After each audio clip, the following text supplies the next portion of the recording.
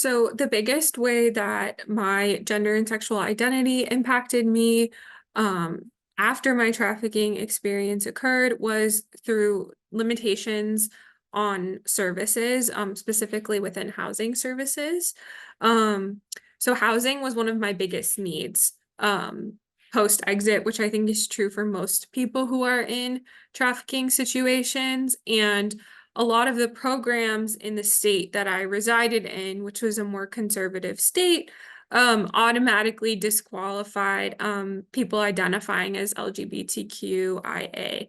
And also disqualified a lot of male survivors as well. And the reasoning behind this was because folks in gender and sexual minorities were considered a threat or a potential safety issue to cisgender and heterosexual identifying clients who are also residing in those programs or receiving those services.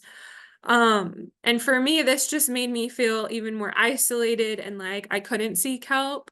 I ended up moving across the country because it was easier for me to go to a more open state, like a state that was friendlier towards queer and trans folks, um, than it was to just stay in the situation and try to get those services elsewhere. Um, which in doing that, I was supported a lot by my community, by the queer community in my hometown, as well as in the state that I moved to. But it was still really difficult to find services. I think when we're talking about service design and we're talking about inclusivity, we really need to pay attention to who is not being served. And who doesn't have options, because I think a lot of times we end up being re-victimized, whether that's through another trafficking situation, or in my case, it was through this lack of access that left me chronically homeless and housing insecure for a period of years.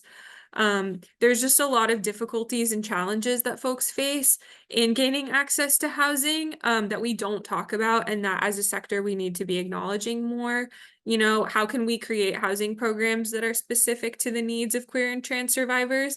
And how can we create programs that are really based around those needs rather than trying to tailor the programs that currently exist to folks when a lot of the times those services don't align with our lived experience or with what our most immediate needs are.